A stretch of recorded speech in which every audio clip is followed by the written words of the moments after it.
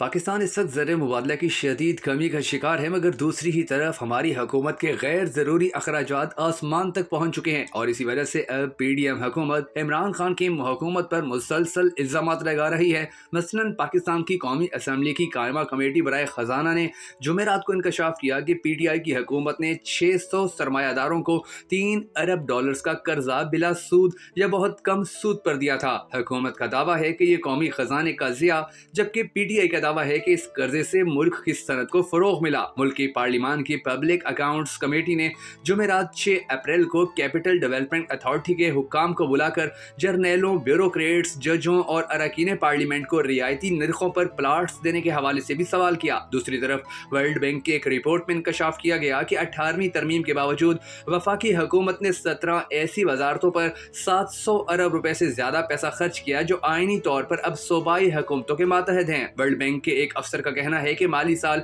2021 और 22 में तकरीबन 710 अरब रुपए खर्च किए गए। इस्लामाबाद से ताल्लुक रखने वाले मारूफ सहाफ़ी शहबाज राना ने भी अपने एक बयान में कहा कि इस बात की तस्दीक हो चुकी है कि ये जितने भी अदाद शुमार हैं ये सब सच हैं। ये इंकशाफात एक ऐसे वक्त में हुए जब पाकिस्तान शदीद मुआशी कसाद बाजारी से गुजर रहा है।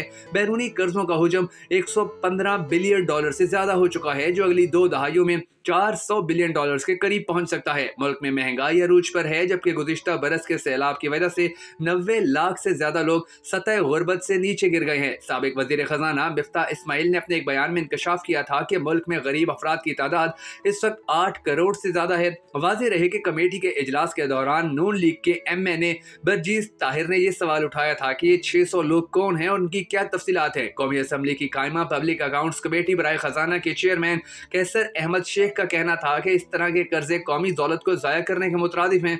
उन्होंने ये भी कहा कि स्टेट बैंक ने ये कर्ज बिला सूद दिए और कमर्शियल बैंक ने 1 या 2% सूद लिया। ज्यादातर ये कर्जे कुछ मखसूस ग्रुप्स को दिए गए जिन्होंने अपने खानदान के मुख्तलिफ अफराद के नाम पर ये कर्ज हासिल किए और एयरजेट मशीनें, टेक्सटाइल और कुछ दूसरे सेक्टर्स के लिए मशीनें खरीदी गईं। कैसर अहमद शेख के मुताबिक ये मशीनें अब बेकार पड़ी हैं। $3 बिलियन देकर ज़र मुबादला के ज़खायर को बिल्कुल तबाही के दहाने पर पहुंचाया गया। अगर ये कर्जा ज़राअत और छोटे सरमायाकारों को दिया जाता तो इससे रोजगार के मौके भी बेहतर पैदा होते और मुईशत को भी नुकसान न होता। इसी तरह लाहौर से ताल्लुक रखने वाले बहुत से मुईशत दान कहते हैं कि जिस वक्त ये कर्जा दिया गया था उस वक्त शरह सूद तकरीबन 6% थी, फिर 2021 में ये तकरीबन 9.7% हो गई और इस वक्त तकरीबन 21% है। तो अगर 21% की शरह से पैसा वसूल किया जाए तो पाकिस्तान के ज़र मुबादला में भी इजाफा हो सकता है और मुल्की मुईशत को भी सहारा मिल सकता है। डॉक्टर कैस असलम के मुताबिक अगर कर्जा लेने वाले सरमायादार ये कहते हैं कि वो कर्जा सूद के साथ वापस नहीं करते तो फिर इन पर कारपोरेट टैक्स बढ़ाना चाहिए। इसके अलावा कारपोरेट सोशल रिस्पॉन्सिबिलिटी के तहत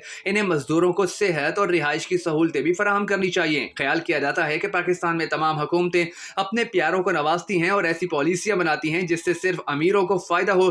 कराची से ताल्लुक रखने वाले बड़े बड़े मुईशत दान कहते हैं कि पाकिस्तानी हुक्मरान बादशाहों का कोई एहतसाब नहीं होता। इन्होंने ये भी कहा कि अब $3 अरब इसलिए दिए गए क्योंकि स्टेट बैंक के गवर्नर्स को बेतहाशा अख्तियारात मिल गए। बहुत से बड़े बड़े बिजनेसमैन कहते हैं कि हमने उस वक्त इसकी शदीद मुखालफत भी की थी और पार्लियामेंट ने ये अख्तियार खुद दिए थे। इसका मतलब है कि इस लूट मार में सब शामिल थे। इसी तरह कई और अहम शख्सियात का कहना है कि ये पैसे अरकान पार्लियामेंट, कर्जा लेने वाले और गवर्नर स्टेट बैंक से ये पैसे वसूल किए जाने चाहिए। जहां हुकूमती हल्के और कुछ मुईशतदान PTI की इस पॉलिसी पर तनकीद करते हैं, वहीं PTI इसका दफा करती हुई नजर आती है। साबिक मशीर बराए फूड सिक्योरिटी जमशेद इकबाल चीमा ने इस हवाले से कहा है कि हमारी ये पॉलिसी बहुत कामयाब रही। हमारे शुरू के वक्त में एक्सपोर्ट $10 बिलियन थी जो इस पॉलिसी की वजह से $20 बिलियन तक पहुंची और अगर हम इक़्तिदार में रहते तो हमारी कोशिश थी कि हम इसको $25 बिलियन तक ले जाएं। इसके अलावा जमशेद चीमा का यह भी कहना है कि इसी तरह लार्ज स्केल मैन्युफैक्चरिंग में 24% इजाफा हुआ, जबकि कंस्ट्रक्शन और माइनिंग इंडस्ट्री की कारकर्दगी भी बेहतर हुई थी। और ये सारी बातें अक्लमंदों के लिए हैं और मौजूदा हुकूमत को ये बात कभी भी समझ नहीं आ सकती।